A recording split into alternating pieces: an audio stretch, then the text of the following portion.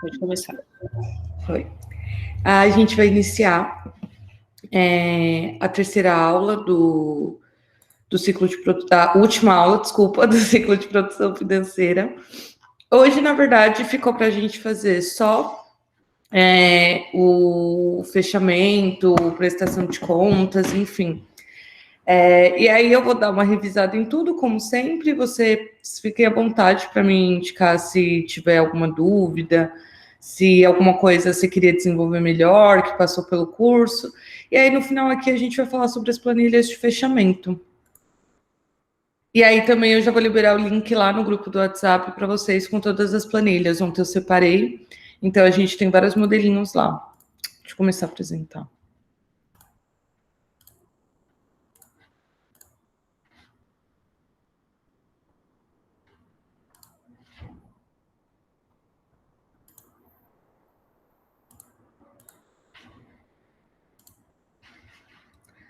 Novamente, a gente falou aqui dos processos para produção financeira, entrou em alguns deles, principalmente orçamento. Acho que nosso curso foi muito pautado no orçamento, na planilha, né, de orçamento. A gente sempre falou sobre a questão dos modelos de produção, tomada de decisão, os objetivos do negócio, custos fixos, custos esperados, custos extras e como se organizar para eles.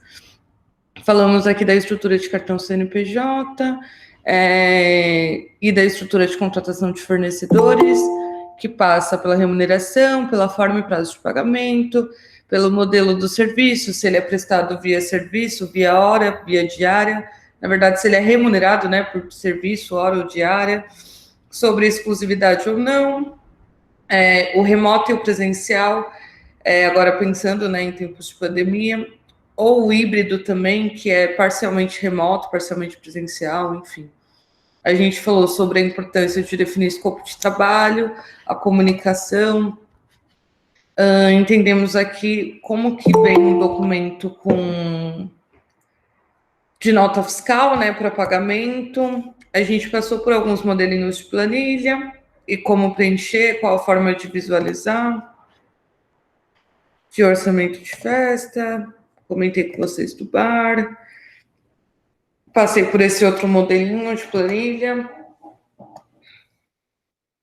E aí a gente pegou os detalhes dela, né? Porque tem a entrada, bar. A gente mostrou um modelinho mais simplificado de planilha, mas que talvez sirva para uma demanda muito específica, para uma demanda que é pequena, né? Muito específica. Mostrei para vocês uma planilha de consignado, como pensar essa planilha. E a gente comentou sobre estar atento no momento de fechar, de tocar o negócio, sempre estar atento a cobranças extras, trabalhando com varejo, fazer a previsão da porcentagem das máquinas. A festa teve uma receita menor do que o esperado, negociar prazo e multa antes de atrasar, né, para não ficar nesse papel da inadimplência. Manter as comunicações estruturais por WhatsApp, por e-mail. A gente acaba conversando muito pelo WhatsApp sobre cotidiano, mas acho que é sempre importante ter essas formalizações por e-mail, criar o seu próprio mailing. Bons fornecedores é um diferencial no resultado e no seu perfil. Eu vou disponibilizar essa planilha também. Essa ainda não está no link que eu compilei as planilhas. Para vocês terem em mente lá como as funções mesmo. Dentro de uma planilha, vocês vão colocar, sei lá, designer. Quantos designers eu conheço? Quais são bons? Quais eu gostaria de trabalhar de novo? Enfim, que aí fica mais fácil de localizar contatos que você já tem. A importância de guardar o recibo NF de tudo.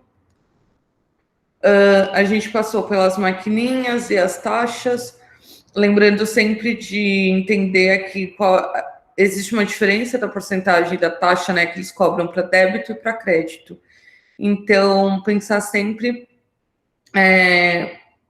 qual é a sua maior demanda. Você vende mais em débito, mais em crédito? Se for em crédito, considerar qual a taxa à vista e qual é a taxa do parcelamento. A gente passou aqui por algumas maquininhas. E quais são suas taxas? Passamos pela comanda, né? Tipo, o formato que o seu cliente vai fazer, vai comprar, como você controla o que o seu público está consumindo durante a festa.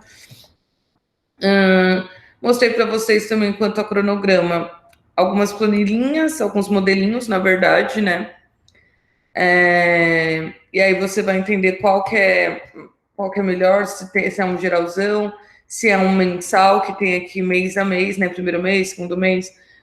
Esse daqui foi um cronograma pensado para uma época do ano, não tinha necessariamente as datas. Mas se a gente tiver, sei lá, junho, julho e assim por diante. Então, tenha o cronograma macro, né? Por mês das atividades. Esse aqui, por exemplo, é um cronograma mais específico. Ele é por dia. Então, se você tem muitas demandas durante um período, vamos recapitular. Por exemplo, no mês, você tem muitas demandas grandes ou gerais naquele período. Então, você vai sinalizar ali, e aí cada pessoa envolvida naquele processo vai ter seu próprio checklist, sua própria forma de se organizar. Esse daqui não, é um cronograma mais específico dia a dia. Ele funciona real como um checklist, porque ele vem listando todas as tarefas dentro daquele período, tipo, com mais detalhamento, né, das tarefas. Por isso que, inclusive, fica um cronograma muito maior, considerando que tem dia a dia, né. Mostrei um outro modelinho de cronograma. Checklist, que aí alguns cronogramas servem de checklist, e o checklist que às vezes direciona o cronograma com as informações que você toma conhecimento no checklist, você consegue fazer o cronograma. A gente relembrou que o trabalho de produção financeira envolve estrutura e demanda, né? Além tipo, da responsabilidade. Então, a gente sempre tem em mente essa noção de responsabilidade, até para o momento de definir, né, qual vai ser o nosso cachê, qual é o valor que a gente vai cobrar para fazer um trabalho.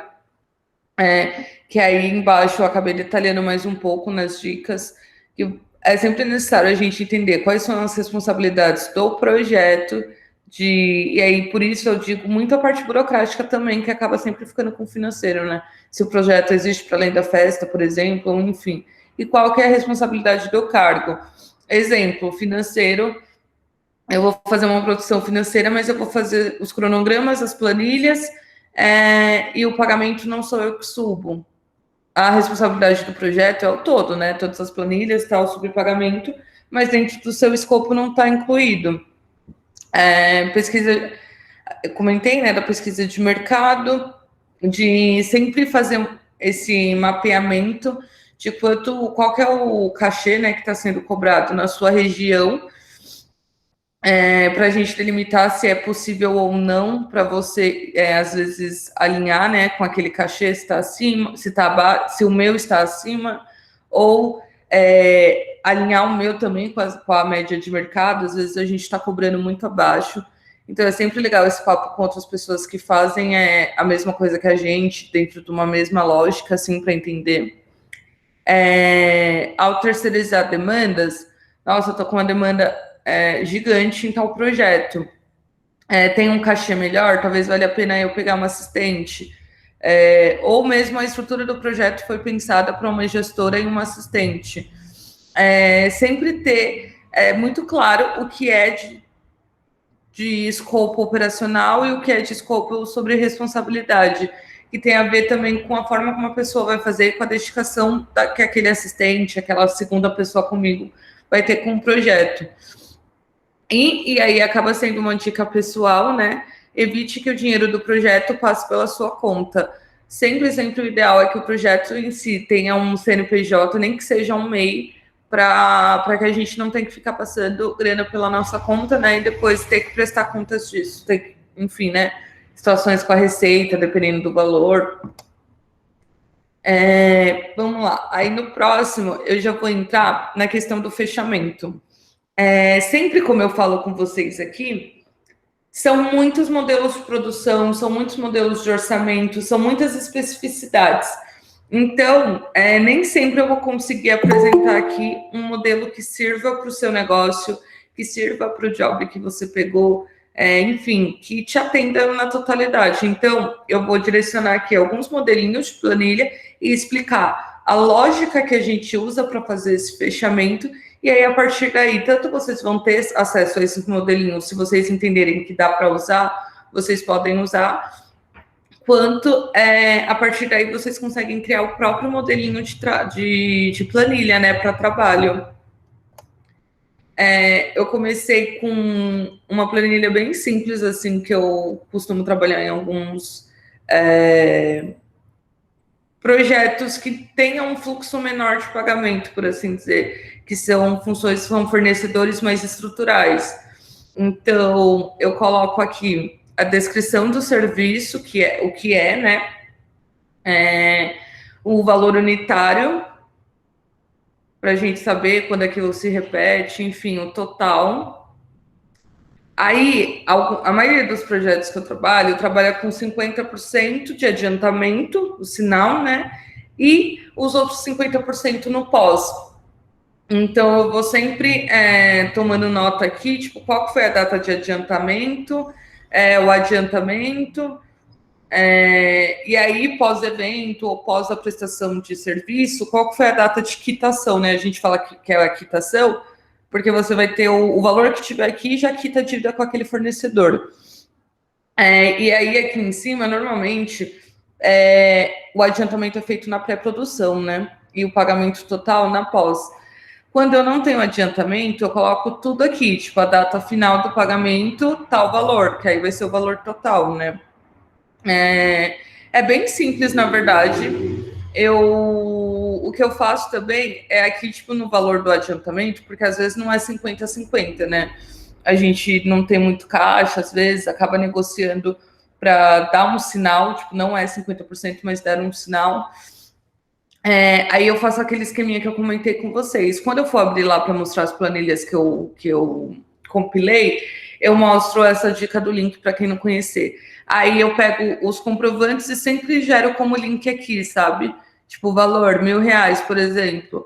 Aí eu pego o comprovante do banco que vai estar num drive, pego esse link do drive, né? Insiro o link aqui no valor, daí sempre que eu precisar do comprovante, está tudo aqui numa mesma planilha, comprovante, as datas, os valores, quem são, enfim. E aí eu faço essa prestação de conta com o meu contratante.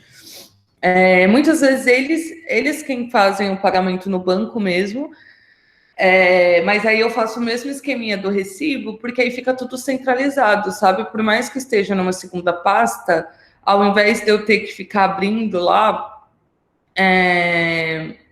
eu tenho tudo no mesmo local, né? Eu tenho acesso a todos os documentos no mesmo local. Aí eu trouxe aqui um modelo de fechamento, pensando num evento com venda de breja, com venda de... que eu tenho muitos caixas, acho que essa é a caracterização.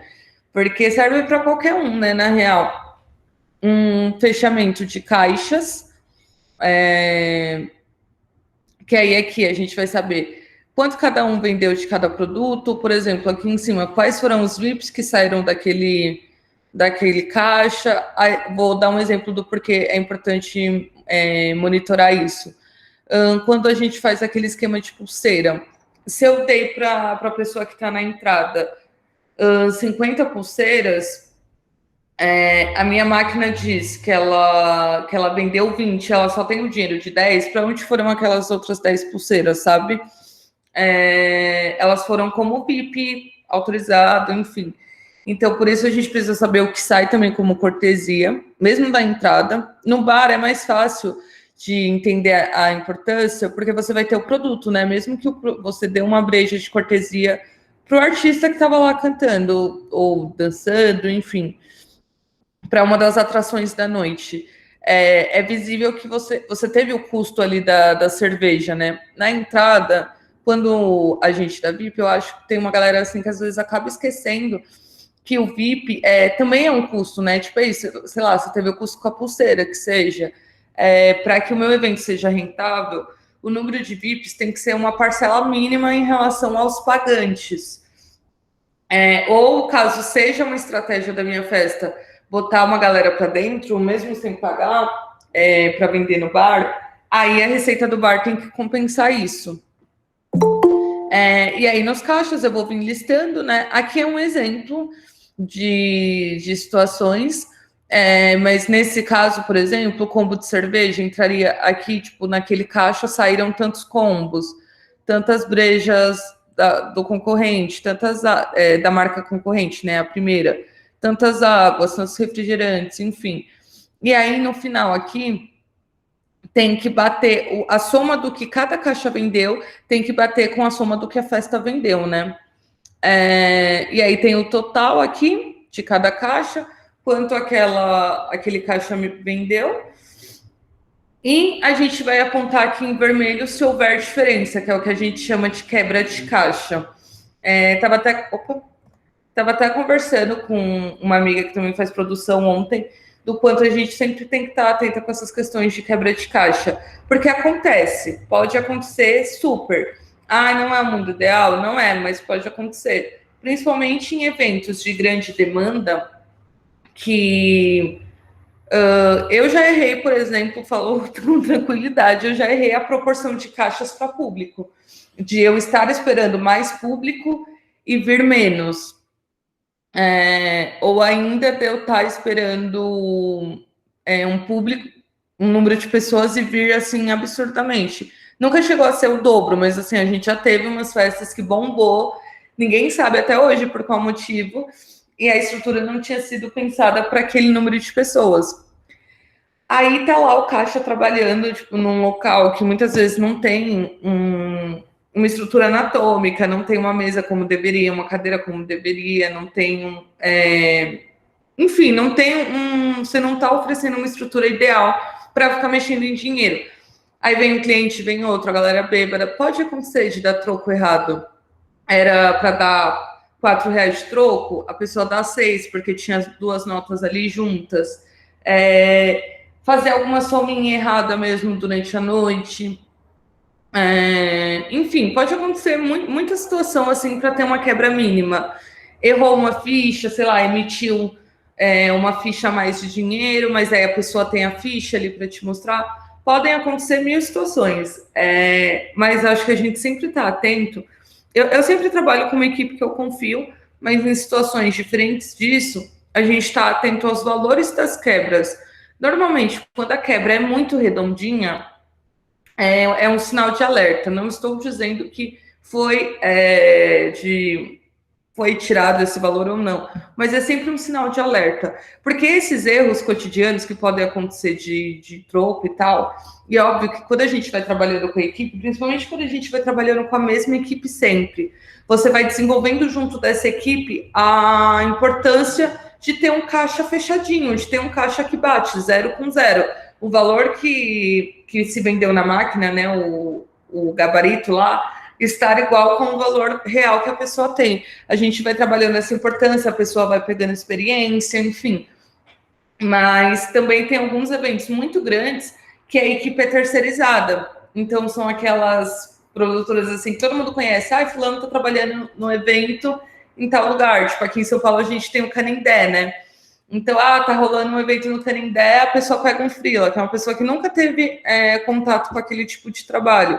Então, quando você tem muita rotatividade de freela, isso acontece com mais frequência. Quando você consegue desenvolver o relacionamento com a sua equipe, isso vai acontecendo cada vez menos, né? Enfim. Então, acho que essa questão assim, de fechamento de caixa é sempre estar atento para essas questões. Cartão, não tem muito o que errar. Não tem muito de onde errar. É o valor lá, a não ser que a pessoa... É que eu tô muito, acho que também acostumada a trabalhar com uma maquininha que ela vende por produto. Por exemplo, cerveja, ela vai vender... Ela vai sair lá a ficha de cerveja já no valor que a cerveja custa. Então, quando o caixa for cobrar do cliente, ele não precisa inserir manualmente, sei lá, o custo da cerveja 5, 10, 15, não, já está lá. Então, seria esse erro de digitação de valor na máquina, né? Mas, no geral, o cartão costuma bater e a gente fica só de olho com essa questão do dinheiro. Daí, no fechamento geral, a gente vai ter o valor de cada pessoa que entrou em dinheiro, o valor de cada pessoa que entrou em débito, e aí no débito entra aquilo que eu falei na maquininha lá, que tem uma porcentagem diferente. Tipo, débito normalmente é no máximo 2% de taxa, né? Então, desse valor de débito, eu vou tirar 2% e do valor de crédito, 2%, isso for o caso de usar aquelas máquinas, né? E dos valores de crédito, eu vou tirar 3,19, 3.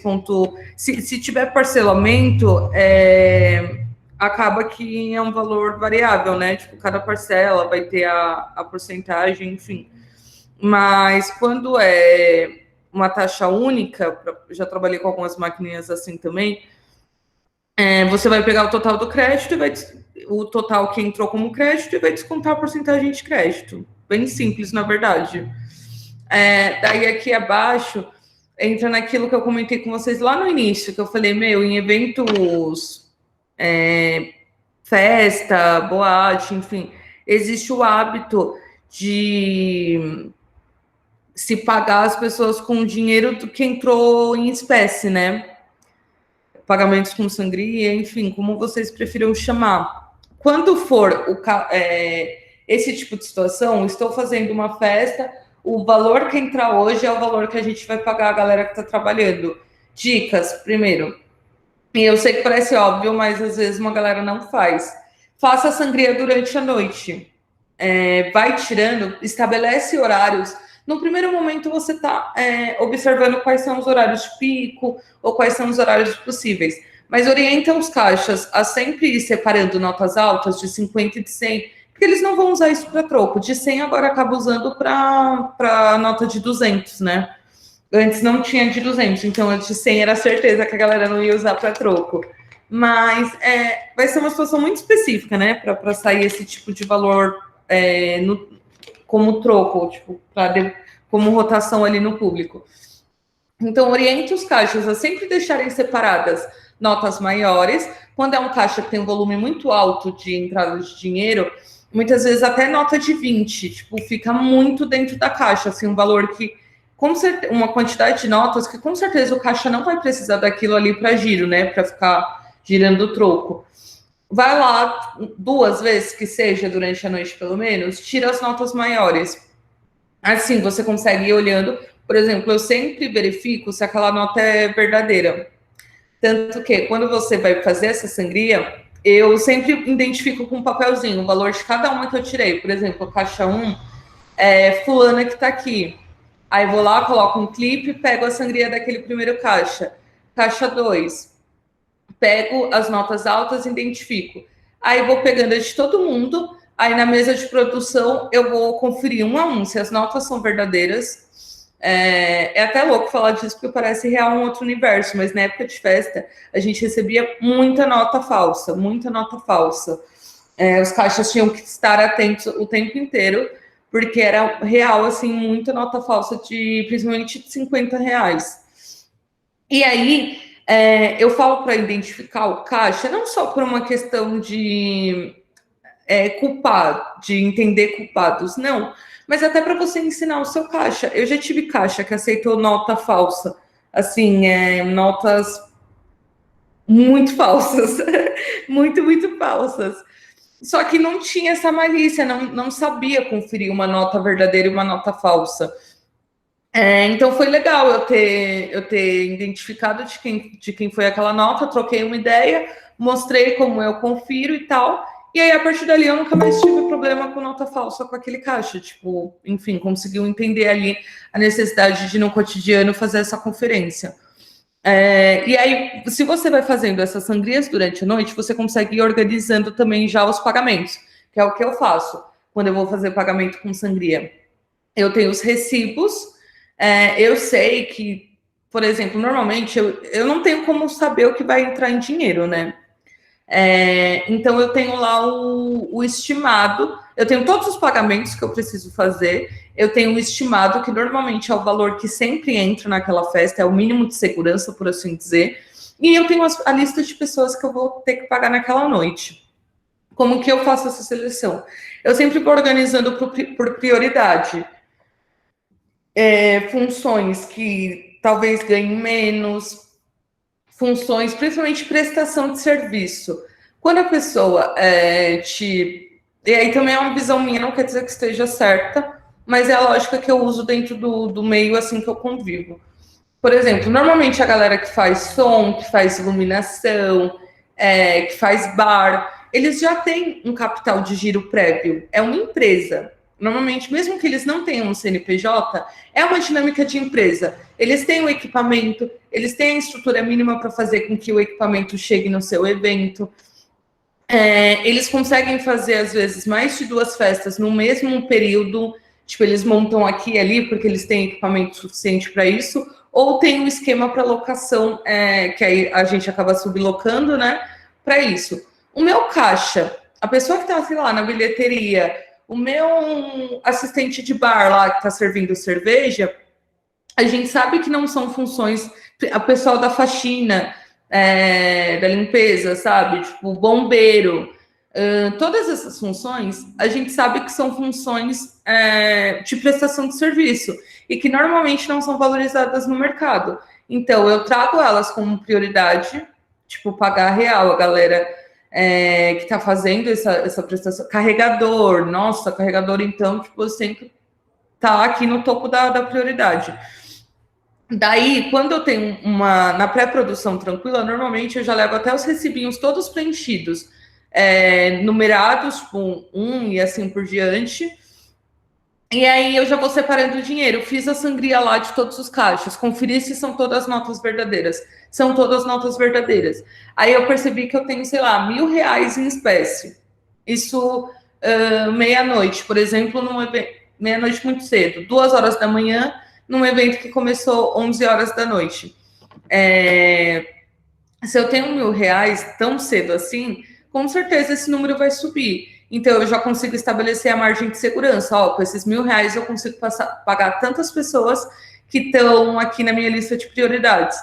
Aí eu deixo sempre já o dinheiro junto, pego um clipe, né? Separo lá as notas. Por exemplo, R$200, 2 notas de 100 já junto daquele recibo. E aí vou deixando aqui na minha caixinha. Sempre comigo, por ser uma questão de dinheiro, né?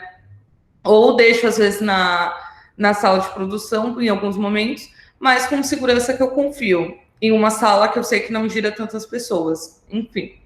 E aí eu vou fazendo dessa forma, relacionando o recibo, o nome, que é o prestador, o prestador daquele serviço, o valor e faço esse pagamento. Foi o que eu falei para vocês lá no início nas aulas.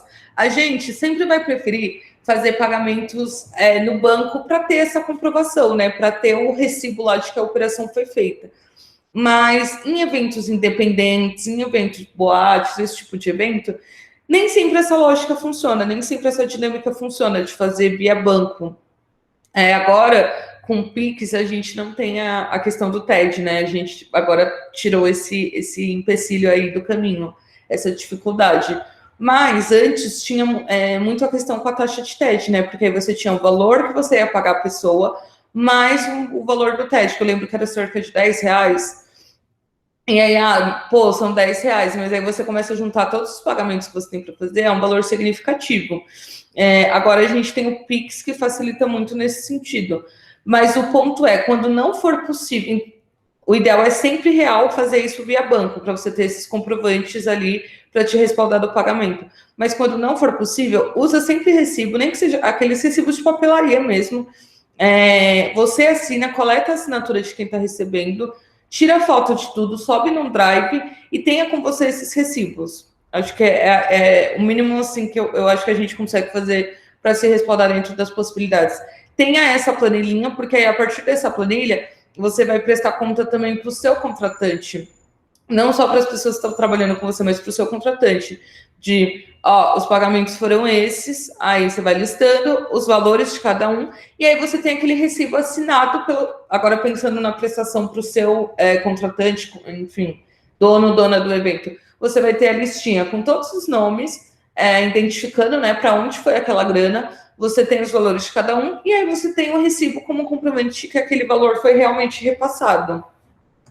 Essa é mais uma planilha que serve para festa, mas eu também compartilhei com vocês para vocês usarem, se for o caso. Aqui é um outro modelinho de planilha, também compartilhei com vocês.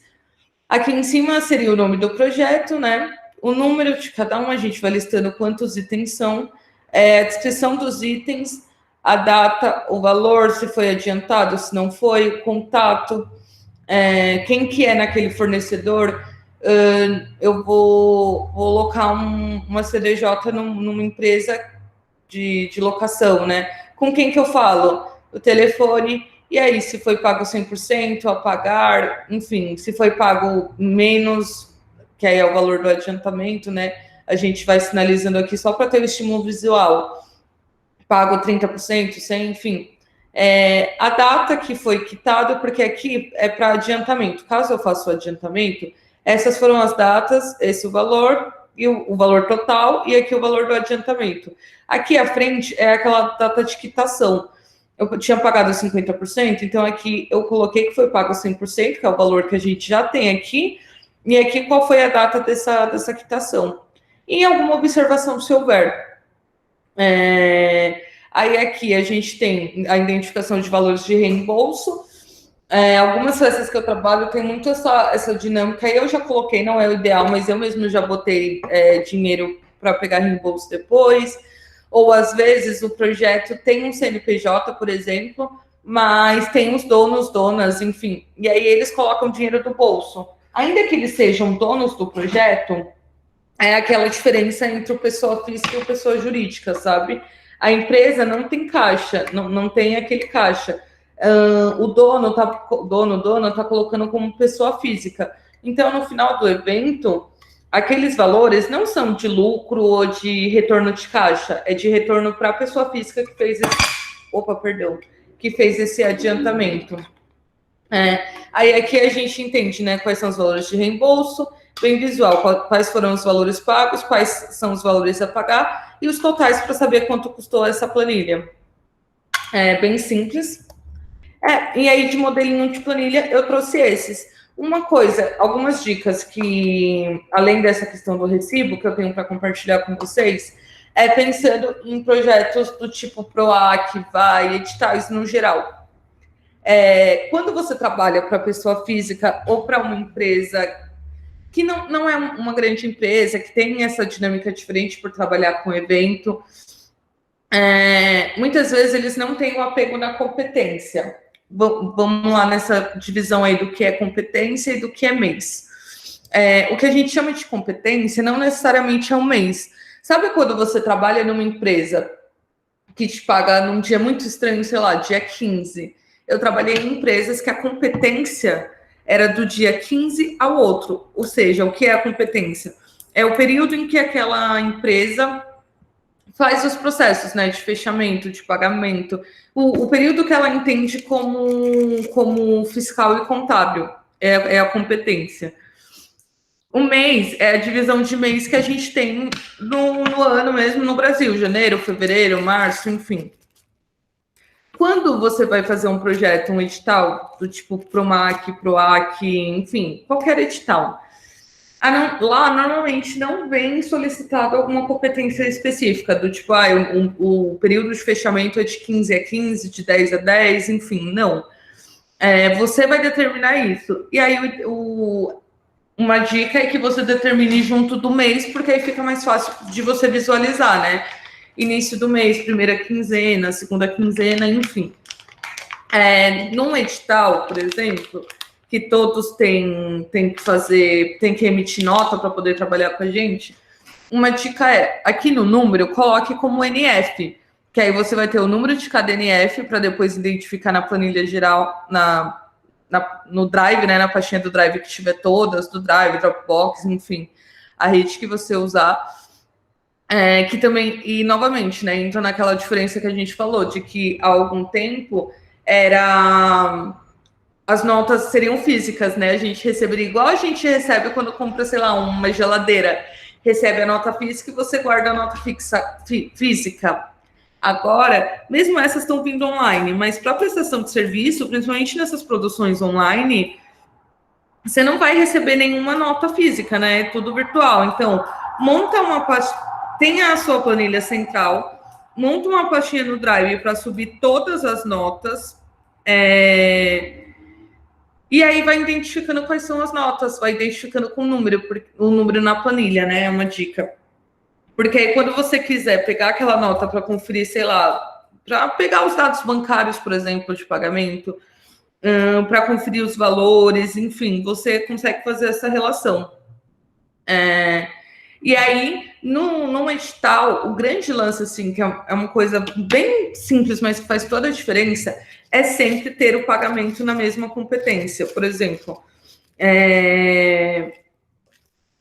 a galera prestou serviço agora na primeira quinzena de junho. Estabeleça o processo de só fazer pagamento com a emissão da nota fiscal, por quê? Vocês já devem ter aquele mesmo lance que a gente falou lá no início, que às vezes o fornecedor não quer assinar contrato, demora para mandar os dados, enfim. A gente sempre tem que estar preparado para esse cenário.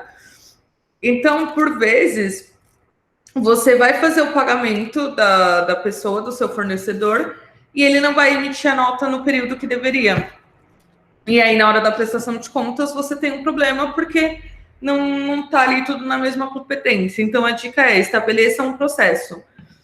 A nota deve ser emitida, por exemplo, eu sempre me consultar para fazer a liberação da nota fiscal, e aí você vai avisar se a pessoa pode emitir ou não, ou você estabelece um prazo mesmo. As notas devem ser emitidas em até... E aí o prazo você vai determinar dentro da sua dinâmica de trabalho. Em até 3 dias após a prestação de serviço, após 7 dias, daí tu recebeu a nota.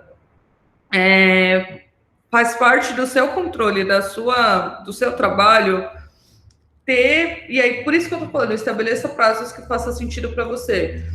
Fazer aquele pagamento no mesmo mês. Se eu recebi a nota agora em junho, tem que sair também do meu banco em junho. Isso falando para edital. Por quê? Porque eu vou ter lá na planilha as 2 datas, e quando eu mandar extrato e notas lá da planilha, é muito fácil fazer essa conferência.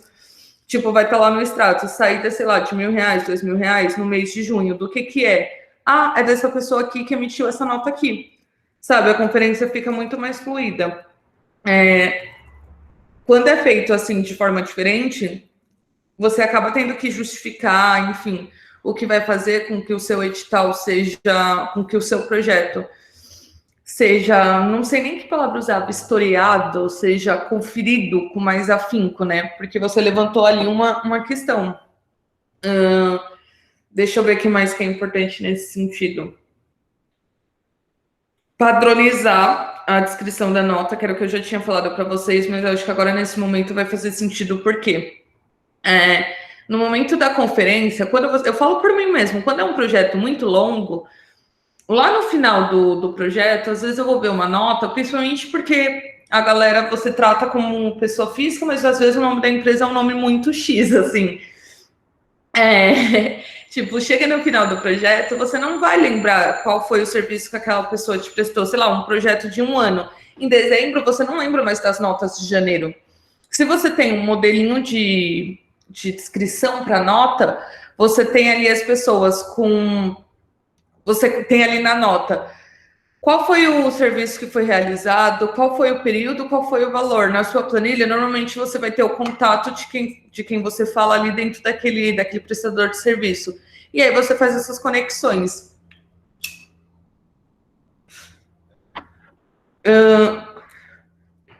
O que mais que eu tinha para passar para vocês de fechamento? Eu acho que de edital, a principal questão é essas do... saída no mesmo... nota fiscal e saída no mesmo mês. Sabe? Sempre, sempre, sempre, sempre. Ainda que não seja no mesmo dia, o ideal sempre seria lindo se a gente conseguisse ter mesmo dia. Emissão de nota e pagamento. Seria lindo, seria. Mas às vezes a gente não tem um timing operacional para isso, né?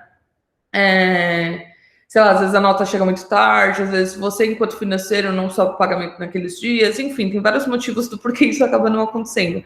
Então, estar dentro da mesma competência já facilita muita coisa.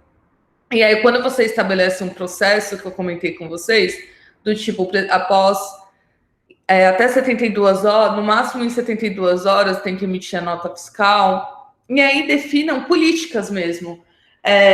Eu tenho que receber a nota em até 72 horas, você não tem como descontar da pessoa, né? Óbvio. Mas comente que então o prazo de pagamento muda. Por exemplo, se você falar, a nota fiscal é em até 72 horas, o pagamento em até 7 dias. Caso eu não receba a nota em 72 horas, o prazo de pagamento será revisto para 15 dias. Você estimula o fornecedor a te mandar a nota porque ele quer receber o quanto antes, uma vez que ele já prestou o serviço. Sempre vai ter os pontos fora da curva de fornecedores que são muito desorganizados ou que têm uma demanda de trabalho muito grande, então eles estão girando dinheiro o tempo inteiro e acabam não se atentando a isso. Mas, no geral, esse é um ótimo estímulo. Falar que caso não receba a nota a tempo, o prazo de pagamento muda. Tipo, real, assim funciona mesmo.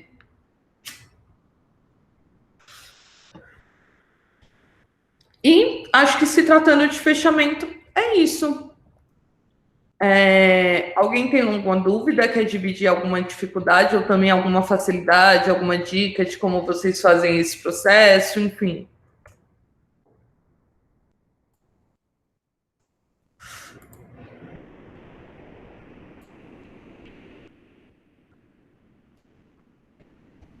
A Carla comentou aqui no chat, é que eu só vim ler agora, que em Porto Alegre teve a época dos 20 reais falso. Olha, 20 reais falso eu já peguei também, mas com menos, assim, bem menos do que notas maiores. 50, para mim era absurdo o quanto chegava nota falsa de 50 reais. Muito, muito, muito, muito. E aí é meio que uma dica também, né, gente? Tipo, como a gente sempre traz para nossa realidade de projetos independentes, às vezes a mão de obra que a gente contrata nem sempre é qualificada. Por exemplo, eu sempre penso nessa questão de dar oportunidade, tipo, para mulheres, para pessoas pretas e tal. Às vezes a pessoa não tem essa malícia da conferência da nota, mas, poxa, uma pessoa tão organizada, uma pessoa que é pontual, trabalha pra caramba, dá essas dicas. Aí entra naquela questão da identificação. A pessoa pegou uma nota falsa, ensina para ela como verificar a nota, ao invés de só descontar, enfim, né? São políticas que eu tenho comigo, também não quer dizer que sejam as ideais, mas que eu acredito que dessa forma a gente consegue ir se fortalecendo, sabe? Porque todo mundo erra em algum momento. Óbvio, quando você erra com dinheiro, é difícil, principalmente quando o dinheiro é da outra pessoa, porque você está mexendo com o dinheiro da outra pessoa. Mas pode acontecer. E aí acho legal ser esse braço assim de acolhimento ou de ensinamento, sabe? Eu vou te mostrar para vocês, eu acabei parando aqui a apresentação, mas eu queria passar com vocês nas planilhinhas lá que eu dividi no Drive. Eu coloquei aqui... Opa!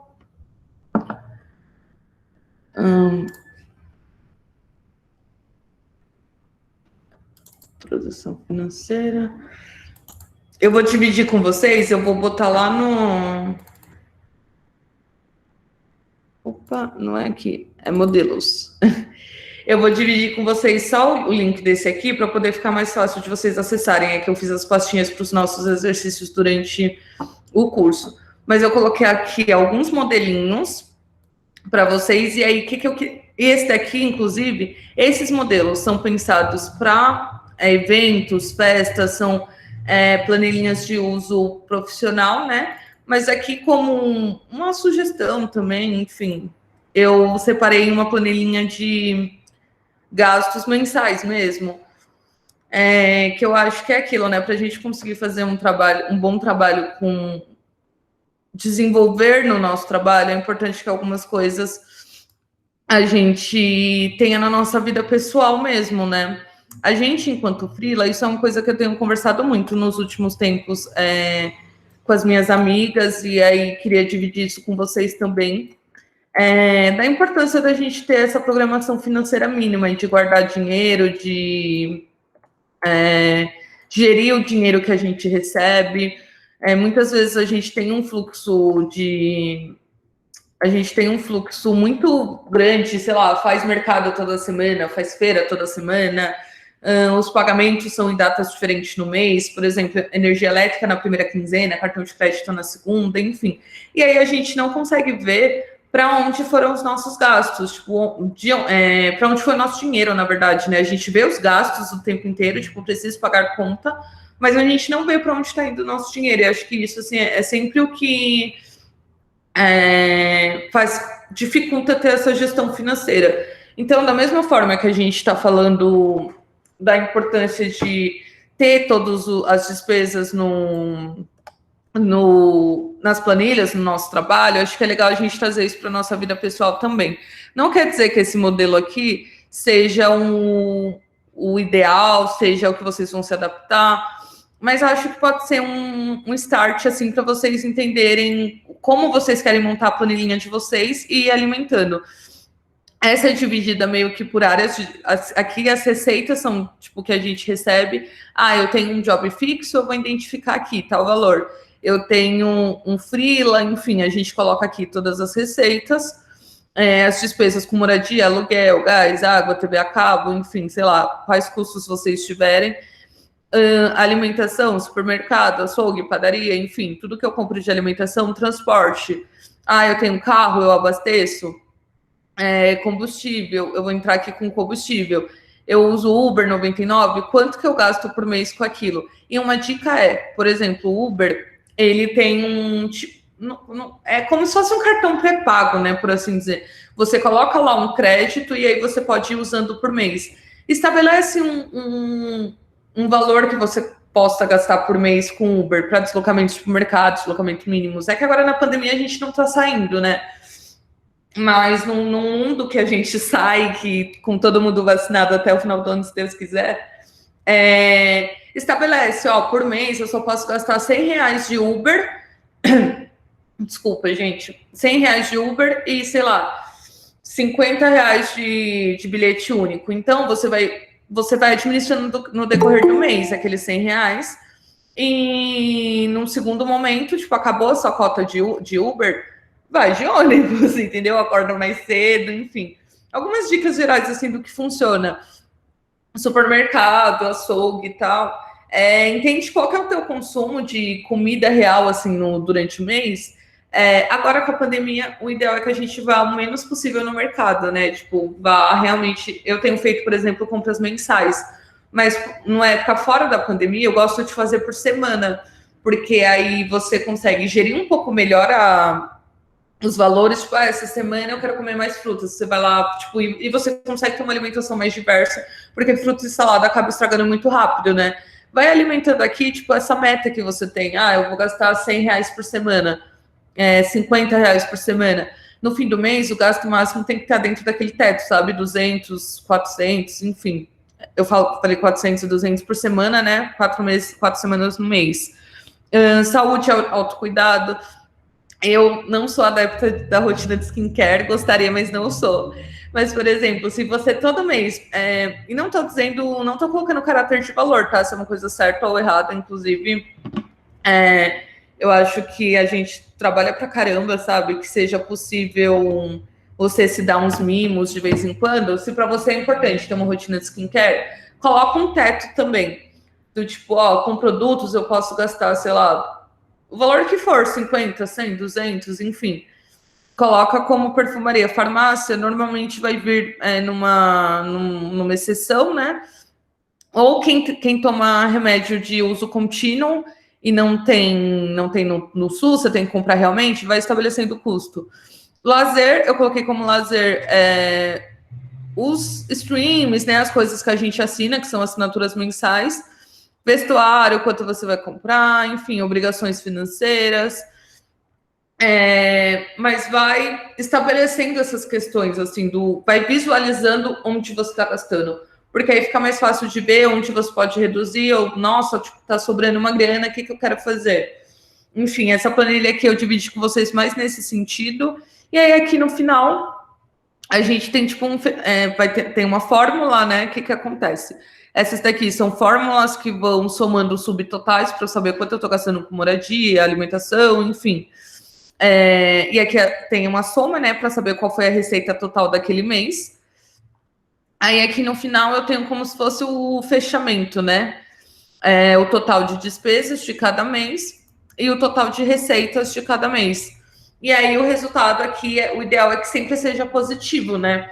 Que você consiga organizar suas finanças de forma que você pague todas as contas e ainda sobre alguma coisa da receita. E aí, quando eu falo sobrar, não é tipo, sobrou, eu vou guardar. Não, já tendo tirado lá a grana que você guarda todo mês, enfim. Que também não é um hábito legal. Eu sei que nem sempre é possível, mas sempre que você receber algum valor, guarda qualquer valor que seja possível naquele momento dentro daquilo. É melhor ter, sei lá, R$200 no banco de segurança do que não ter nada, sabe? Eu acho que isso falando um pouco da minha experiência. No começo eu ficava muito frustrada porque eu achava que eu tinha que conseguir guardar muito dinheiro para ser essas pessoas que têm uma super grana e tal. E isso é construído. Óbvio que se você puder guardar mais dinheiro, sempre vai ser mais interessante, porque você vai fazendo um montante, né? Mais agilidade e tal. Mas não dá, vai guardando o que dá. Pelo menos para ter alguma coisinha guardada. O modelinho tá aqui. Aí o que eu vou pedir como é bastante gente que vai acessar o mesmo modelo, vem aqui. Eu vou botar um zoom para poder ver melhor. Arquivo. Fazer uma cópia. E aí, você fazendo uma cópia, essa cópia vai para o seu e-mail. E aí, lá você vai preencher, enfim, né? Como preferir. Porque aqui, se vocês alimentarem essa planilha, eu vou tentar também botar a configuração do grupo só para ler. Então, vocês não vão conseguir preencher de qualquer forma. Mas se tivesse aberto, por exemplo, vocês viessem preenchendo aqui, todo mundo tem acesso aos seus dados e aí ninguém consegue copiar. Vai copiar com os dados, né? Vai copiar não uma planilha vazia. E aí aqui eu botei outros modelinhos de planilha. Esse modelinho aqui,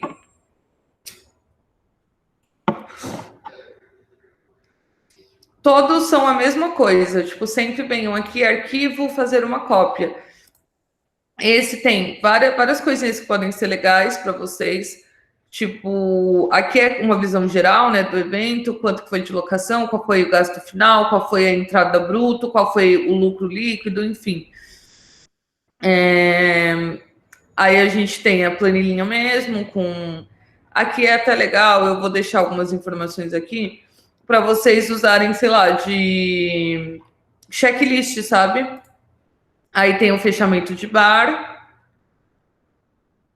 timetable, que é os horários, né, dos DJs e tal, tempos e movimentos, que aí, por exemplo, tal fornecedor aqui às 8 horas, vai, ação, descarregar materiais, quem é o responsável, qual que é o telefone, qual que é o fornecedor, e sei lá, contatos, se for o caso, tipo, e-mail, alguma coisa assim. Então fica aqui tudo planilhado. Esse é um modelinho, né? E a gente tem dados bancários, enfim, cada aba, eu acho que pode ser bem legal, assim, para eventos. Eu botei lá uma planilhinha de consignado para entrar dentro daquilo. Eu não lembro quem falou que trabalha com evento em Santos, que faz essa parte de bar e tal. Então, aqui a gente tem esse fechamento com o que foi entregue, qual que é o produto, se foi reposto, se foi devolvido, enfim. É bem legal, assim, para vocês irem acompanhando, usando ou adaptando também para sua necessidade. Tem esse aqui que eu comentei mostrei hoje na aula, tipo descrição, a unidade total, a data de adiantamento, a data de quitação. Tem esse outro modelinho aqui também, e aí vocês entendem se vocês se adaptam ou não a eles, ou vão, enfim. Que é uma aba só, essa eu mostrei para vocês, né? No início também, durante as aulas. E acho que é isso. E esse modelinho também eu mostrei hoje mostrei na aula de hoje. Vocês entendem se querem usar, se querem adaptar, mas aí tá tudo lá. É só vocês fazerem a cópia e pegarem para uso. Ou para adaptação, enfim. Acho que é isso, gente. Alguém tem alguma dúvida? Queria comentar alguma coisa? Eu tenho uma dúvida. Oi, Luana, desculpa. Imagina. Deixa eu te falar, no caso do edital do PROAC, né? Se entrar só com CPF, tem como emitir nota fiscal? Tipo, nota fiscal é um requisito obrigatório do PROAC? Então, o PROAC, como que acontece? Se você entrar como proponente, porque ele tem duas categorias, né? Ele tem as categorias de que tem que ter CNPJ, que normalmente eles pedem 2 anos, né? De mínimo que o CNPJ tem que estar aberto. E tem a categoria pessoa física, que você entra como no CPF mesmo, na inscrição. Você não vai emitir nota para o Estado. Tipo, eles vão direcionar verba e ponto. Você não vai tipo, precisar emitir nota sobre isso.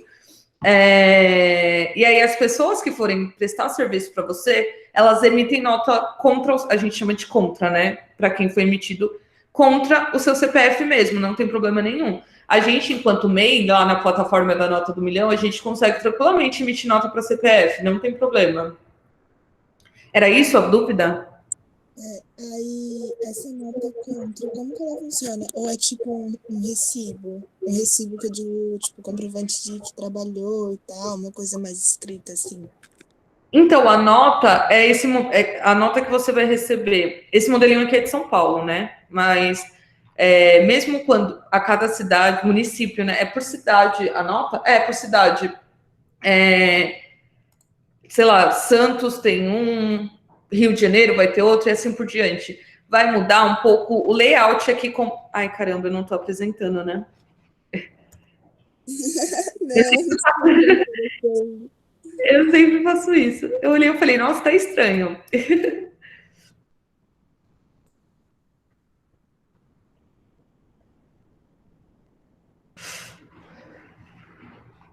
Prontinho. Agora eu tô. A nota, tu sempre vai receber, é isso, assim, varia basicamente o layout, ou seja, como as informações estão, mas ela tem essa estrutura. Número da nota, a data que foi emitida, que aí entra naquilo que eu falei, que sendo edital, o ideal não, né? Precisa para prestação de contas. Que a data o mês de emissão da nota seja o mesmo mês que você vai ter o comprovante de pagamento, ou seja, que você faz o pagamento, né?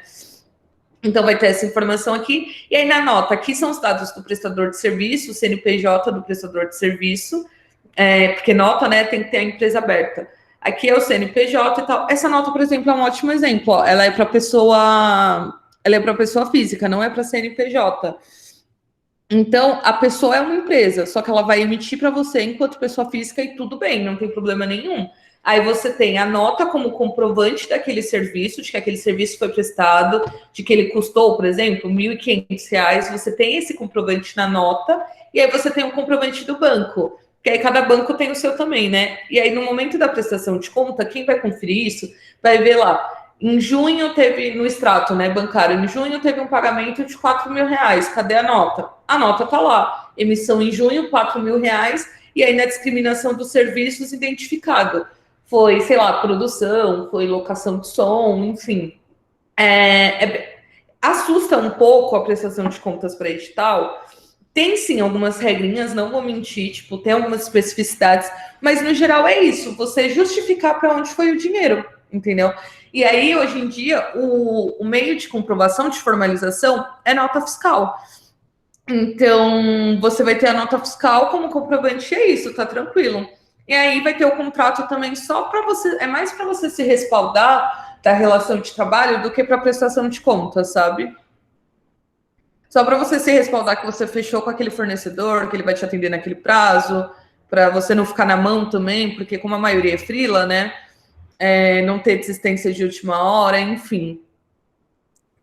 Entendi. Mas, por exemplo, se eu contrato um DJ, assim, ele é uma pessoa CPF, tipo, comum, assim, artista independente. Como que essa pessoa emite esse tipo de nota para mim? Não emite, eu só preciso do recibo dela? Não, por exemplo, para recibo, aquele momento que eu comentei de recibo é mais para festas que você preste serviço para alguém, por exemplo, festas independentes, E aí isso é acordado no momento da contratação. Normalmente o que eu faço, eu questiono. Vocês trabalham com isso quando você está prestando serviço para uma pessoa, né? Que aí ela vai ter autonomia de decidir sobre isso ou não. Comento, você trabalha só com nota fiscal ou tudo bem com recibo? E aí o dono, a dona me comenta, nos eventos eu topo recibo, por exemplo, eu trabalho com algumas pessoas que até tal valor tá tudo bem ser recibo, e acima daquele valor tem que ser nota fiscal. Isso para eventos independentes, para projetos e tal. Para edital tem que ser com nota, não tem jeito. Nota ou RPA, que é aquele que eu comentei, que vai para pessoa física e tal. Mas assim, o RPA, ele dá um trabalhinho, tem alguns aspectos burocráticos aí, tem aquela questão que ou você vai acordar com o artista, né? Ou diminuir do cachê dele, ou você cobrir os custos que tem do RPA. Enfim, então o ideal mesmo é que sempre que você trabalhe com edital, trabalhe-se com nota fiscal. Pode falar, Fefe? Desculpa me intrometer, mas eu vou compartilhar uma experiência aqui com vocês. Eu fujo muito de trabalhar com RPA por conta da burocracia e por conta dos descontos mesmo. Quando a pessoa não tem MEI, não tem interesse em abrir MEI, às vezes porque é CLT alguma coisa, o que você pode fazer é tentar entrar em contato com assessorias de artistas. Com assessoria não, com a associação dos artistas da sua cidade ou da sua região, que eles geralmente conseguem emitir nota. E aí o desconto é bem menor do que o RPA e é bem mais fácil. Fica essa dica aí. Arrasou, Fefe. Obrigada por trazer essa dica. É que o RPA, assim, eu também evito ao máximo, só em última instância. Mas é que para o edital nunca vai aceitar um recibo, tipo esses recibos manuais que a gente faz. Então, na verdade, a regra que você tem que ter em mente é que tem que ter o documento, né? Você tem que ter um documento de formalização daquele valor. Nas últimas aulas, a galera até trouxe, acho que foi a Carla que trouxe, se eu não me engano. Algumas pessoas, existe essa prática, tipo, não é uma prática regularizada e tal, mas existe sim, às vezes, tipo, do fornecedor conseguir lá uma nota e trazer para você, sabe? E aí o seu fornecedor se entendeu com quem emitiu a nota, enfim. Mas assim, você, enquanto step do financeiro, de responsável por aquele evento, por aquele projeto, você tem que ter a nota fiscal. Tipo, não tem como não ter a formalização daquele serviço. E que aí tudo bem ele emitir para o seu CPF, tipo, tudo bem mesmo. Então, o ideal é que, para proar que eu só faça a contratação de pessoas que têm MEI, né? O mundo ideal é isso. Assim, a gente sempre tem essa prioridade de trabalhar com a galera que tem MEI. E assim, uma dica é também estimular as pessoas a abrir MEI, porque com exceção da situação de quem é CLT e faz freela, né? Que aí, tipo, enfim, nem sempre, se ela abrir MEI, enfim, tem as questões trabalhistas, seguro-desemprego e tal, mas se for uma pessoa que realmente é freela, é interessante para ela também abrir um MEI, porque aí ela formaliza o trabalho dela, ela vai conseguir emitir nota, não só para você, cada vez mais os locais têm exigido nota fiscal. Isso eu falo por mim mesmo, viu, gente? Tipo, há uns 3 anos, o meu MEI, por exemplo, ele tem 2 anos, vai fazer 2 anos agora. Antes disso, eu conseguia muito trabalhar na informalidade, que também não estava certo para mim, né? Tipo, eu fazia o trabalho, assinava um recibo e recebia por aquele valor. Mas de uns 2 anos para cá, eu tenho sentido essa tendência de nota. Então, acho que é sempre legal também incentivar o seu prestador, tipo, o seu DJ. Principalmente se é uma pessoa que você já tem uma relação constante, você vai ter vários trabalhos. Então, ela, tipo, tá abrindo o meio para emitir várias notas. E sem contar a segurança que isso traz para a pessoa também, que é aquele papo que a gente teve, né? De que o MEI, ele tem algumas vantagens. Você fica contemplada, sei lá, com auxílio doença, auxílio maternidade, esse tipo de situação. Tem a contribuição, né? É mínimo, é 60 e pouquinho, né? Que tá agora. Me fugiu aqui o valor total, mas é bem pouco. Você não recebe esses auxílios, assim, auxílio doença, auxílio maternidade, você não vai receber proporcional ao seu faturamento. Por exemplo, você, enquanto MEI, fatura 5 mil por mês. Fatura que a gente fala tem essa entrada de dinheiro, né? Por mês, você costuma ter jobs de 5 mil reais. Nesses auxílios, doença, maternidade, você não vai receber 5 mil reais. É pautado no salário mínimo. mas é uma garantia, é um respaldo, sabe? Então, eu acho que o famoso é sempre melhor que nada. Então, eu gosto muito, assim, dessa diretriz de incentivando a galera a ter o MEI também. Luana, você respondeu? Você tem mais alguma dúvida? Respondeu. Obrigada. Imagina. Carla, acho que você ia perguntar também, né? Sim, eu ia. Seguinte, eu tenho uma pergunta e eu queria saber se as planilhas de cronograma que você colocou a semana passada, elas também vão para esse drive para serem compartilhadas conosco. Porque a semana passada você compartilhou uma planilha que era bem detalhadinha, assim, e eu gostei muito, inclusive. Com certeza, eu coloco sim as de cronograma também. Inclusive foi um esquecimento meu, assim, mas eu vou colocar lá os cronogramas, que aí vocês ficam também com o modelinho de cronograma. Eu vou compartilhar tanto o dia, aquele diário, quanto... Lembrando, gente, que assim, alguns editais, eles têm um modelinho lá, né? Eles mesmos determinam qual modelo você vai trabalhar, quais são as colunas, enfim. Os editais que tem modelinho, normalmente já tá lá para você baixar. Alguns modelos aqui vão servir mais para outros jobs que são fechados da iniciativa privada e tal, né? Ou você está prestando serviço para alguém, e aí a pessoa acaba tendo mais abertura para um modelo de planilha. Você pode ir inserindo o seu modelo de planilha para um projeto seu mesmo, mas só também ficar atento a isso, porque alguns editais pedem um modelo específico e aí você vai ter que preencher dentro daquele. Sim, não, tranquilo, é porque também facilita muitas vezes quando tu tem um banco de projetos que tu vai fazendo, assim, vai arquivando, e daí quando aparecem editais já tem mais ou menos uns modelinhos ali, eu gosto disso. E outra pergunta que eu queria fazer, aí em São Paulo, vocês costumam ter, geralmente, nos projetos, a produção financeira bem separada da executiva? Porque, eu vou dar um exemplo meu aqui em Porto Alegre, tá? Eu costumo trabalhar, geralmente, tanto projetos pessoais, quanto nos projetos da instituição que eu presto serviço, geralmente uma parceria com a minha contadora. Então, tipo, ela me auxilia muito nessa produção financeira. E aí, essas aulas me trouxeram um outro olhar, assim, sabe, da possibilidade da gente realmente ter uma pessoa específica só para isso. Como já foi comentado várias vezes aqui, é a nossa realidade. Não é sempre que a gente tem recurso para isso, né?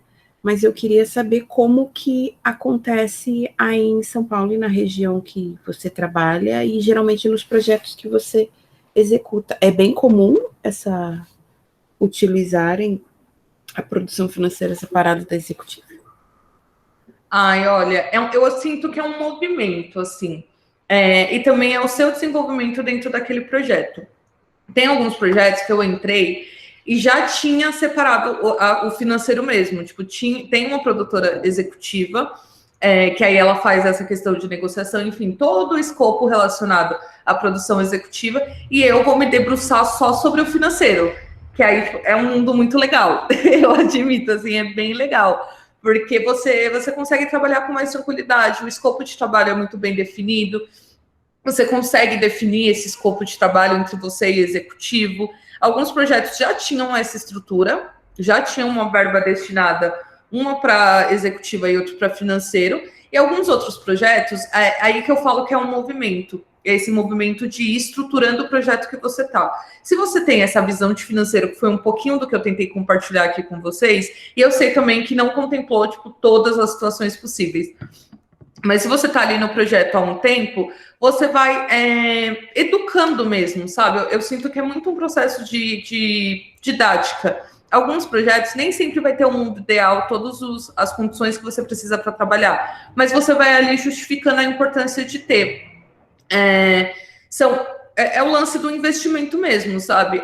É óbvio que para o empregador, para o contratante, é sempre interessante ele pagar uma única pessoa, ter um único cachê, e a pessoa que lute para fazer tudo, sabe? Mas até a qualidade do serviço que a gente presta, por exemplo, eu que eu percebi é que a maioria da galera também é o mesmo caráter que eu, assim, não é um job fixo, pega vários jobs, tem essa característica de freela. Quando a pessoa te contrata, entendendo lá aquele lance da exclusividade, você vai comentar quais são os dias de dedicação, quantas horas são de dedicação que você vai ter para aquele projeto, enfim.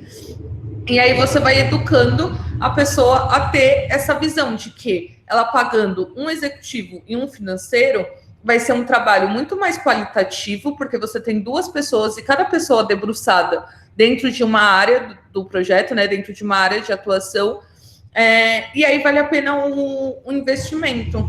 Porque por mais que a gente faça de tudo, a gente sempre vai ter aquela área de maior aptidão, né? Por exemplo, entendo eu que vocês que estão aqui ou têm interesse em financeiro, porque precisa, e que legal, assim, tá conseguindo pegar esses conhecimentos, ou já faz isso, gosta dessa área, né? Tipo, gosta dessa parte de financeiro. Então, imagina você estar dentro de um projeto em que você consiga desenvolver com qualidade essas questões de financeiro. Por isso que eu sinto muito que é esse processo educativo, de você sempre ir comentando com ou a contratante a importância de ter isso. Alguns projetos levam mais tempo. Tem um projeto que eu faço, é que o ano da pandemia me deixa muito confuso, assim, mas eu estava há uns 3 anos, por exemplo. Quando eu entrei lá, eu fazia absolutamente tudo, todas as funções, contratação de pessoal, contratação de fornecedor, estrutura, absolutamente tudo, fazia bar e tal. Hoje em dia, lá eu fiquei como produção executiva, mas eu consegui trazer uma pessoa para o financeiro, sabe? Que inclusive essa pessoa foi uma indicação da contratante mesmo, nem foi uma pessoa que eu escolhi. Mas tá tudo bem, por quê? Porque foi uma divisão de escopo de trabalho mesmo. Hoje em dia, tipo, a minha produção lá, eu sinto que é muito mais qualitativa, porque eu consigo me debruçar sobre as questões de estrutura, eu não preciso ficar preocupada com todas as outras questões. Eu acho que tem muito disso, de justificar sobre a qualidade da entrega. Um evento que você tem uma pessoa para cada campo é um evento que você tem uma entrega mais qualitativa de todas as áreas, né? E também pensando num mundo em que a gente vai receber adequadamente para o nosso trabalho, você está recebendo, assim, a grosso modo, por 2 funções. Então, é só você ali achar uma alternativa financeira para pagar 2 pessoas dentro do escopo. O que dá para ir fazendo também, que é sempre muito legal, é começar nesse papel de assistente, de trazer uma assistente para cada área. Porque aí a pessoa que está contigo ali dentro daquela área, ela não tem a responsabilidade geral sobre aquilo, mas ela te dá suporte nas suas funções, né? Você fica com menos funções. E aí o dono ou a dona costuma ir percebendo quanto flui melhor com essa divisão de tarefas.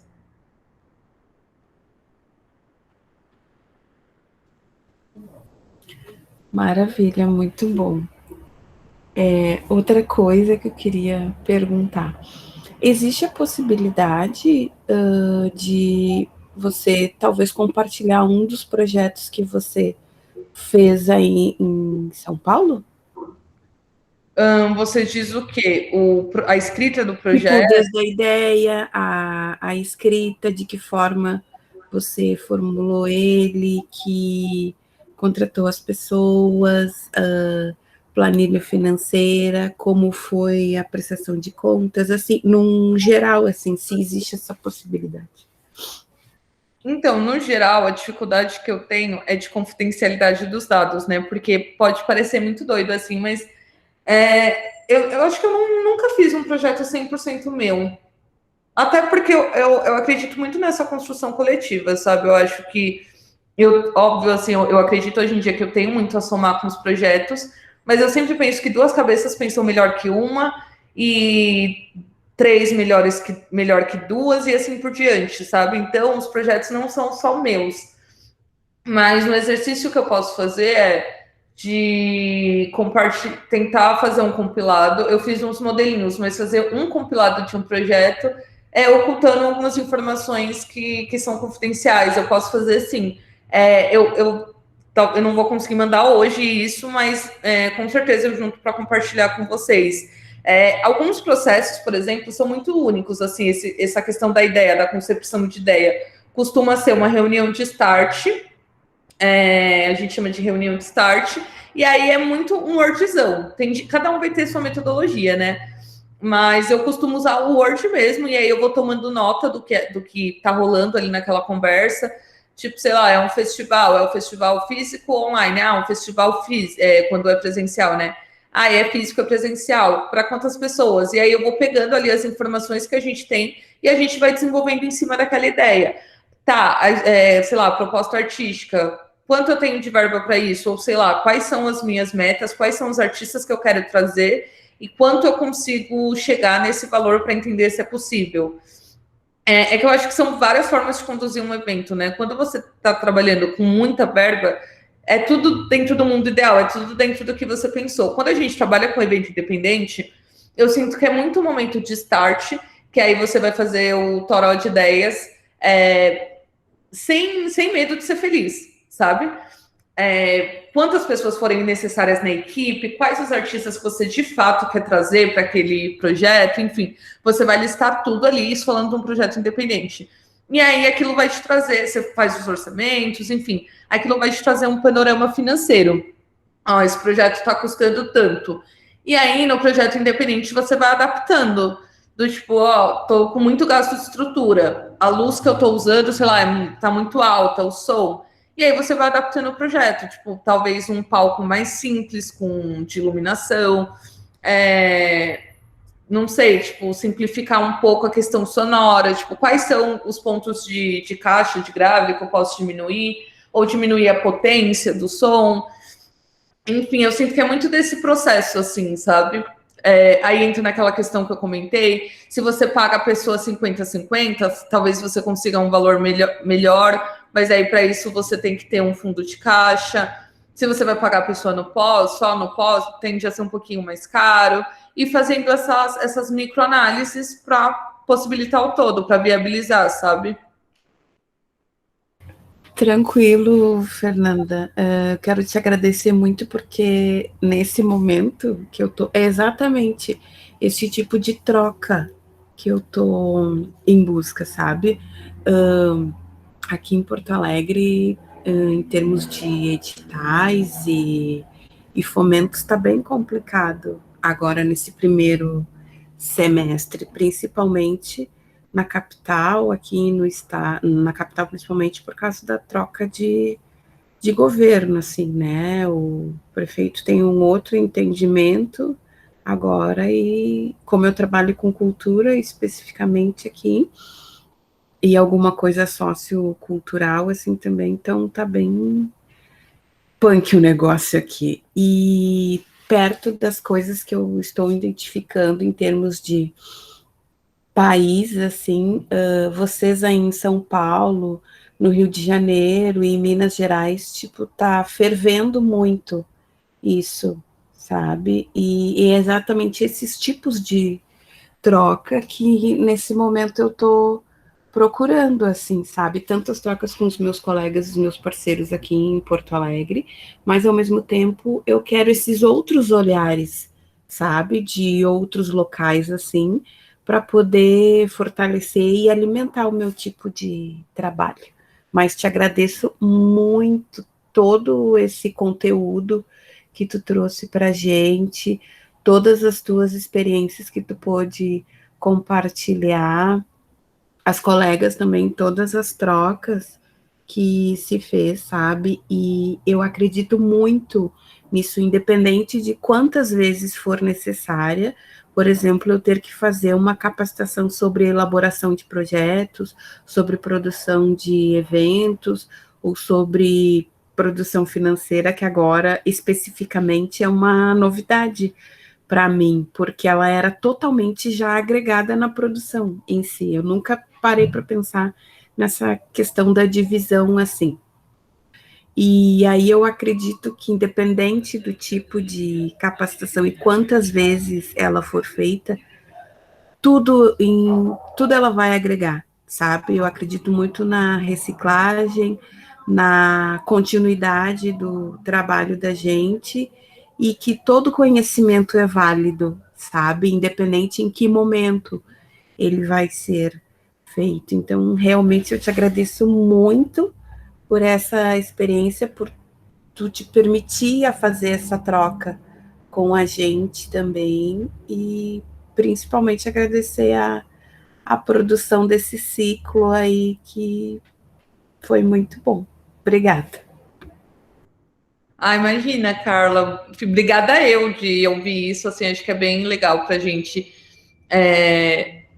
perceber como realmente impacta a vida das pessoas, sabe? Muito, muito, muito legal. Inclusive, quando a gente pensou nesses ciclos, porque tem outros rodando, né, aí, é muito nesse papel de estimular trocas. Eu estou num papel de facilitadora, onde eu acabo direcionando um pouco mais e trazendo algumas coisas da minha vivência, enfim, de conteúdo mesmo, mas eu acho que a riqueza está muito nessas questões, assim, de ter essas trocas. Tipo, a Fefe comentou algo, e aí tu traz a sua experiência. Óbvio, assim, tipo, acaba sendo um pouco enviesado pensando no trecho Rio-São Paulo, porque eu sempre trabalhei aqui em São Paulo, né? Eu sei que em outras cidades tem essas especificidades de como o município é gerido, como a cidade, o estado, enfim. Isso acaba mudando muito, mas eu acho que é como eu sempre falo aqui, nem sempre as planilhas vão servir exatamente para o que vocês estão fazendo, mas é plantar essas sementinhas, sabe? Estimular com que se pense dessa forma, tipo, essa questão de áreas. Em muitos projetos ainda vai rolar de, tipo, ter uma pessoa para cada coisa, mas eu acho que, inclusive, é um passo a mais dentro do projeto, porque essa questão de sobrecarga, eu acho que nesse mundo em que a gente vive, existe muito uma romantização da sobrecarga de trabalho, do tipo, nossa, mas lá no trampo eu faço isso, aquilo, faço... Tipo, você começa a listar 1000 trabalhos. E eu acredito que não precisa ser assim, tipo, não precisa ser real. É muito o concomitante. Enquanto você está fazendo aqui, o projeto está desenvolvendo, o projeto está construindo solidez e tal, paralelo a isso, tem que ter esses estímulos de sair desse espaço de sobrecarga. Eu entendo que, tipo, sobrecarga de trabalho, ou essas sessões que a gente faz, às vezes, de, tipo, trabalhar por um cachê menor, ele tem que ser temporário. O projeto tem que ver isso como temporário, como a gente abraçando a causa naquele momento, mas trabalhando para sair dessa realidade, sabe? A gente não pode naturalizar e tomar como automático, fazer, tipo, milhões de funções, assim. Ainda que a gente entre como gestora, por isso que eu comentei da assistente, assim, eu acho que já é um passo a mais. Já é você ter alguém ali para designar, para dividir as tarefas, para, num papel de assistente, você conseguir contratar talvez uma pessoa que tenha menos experiência que você e fazer essa troca mesmo, porque eu acho que a gente teve que aprender de algum lugar. Então, por que não trazer mais pessoas, principalmente mais mulheres, trans, pessoas negras, enfim, para aprender com a gente também, para ter essa inserção no mercado? Mais alguém que quer dividir alguma coisa com a gente, quer perguntar?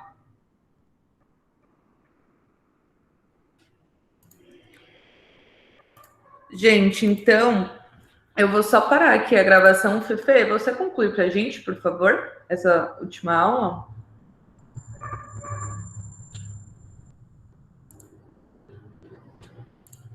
Opa, peraí, gente.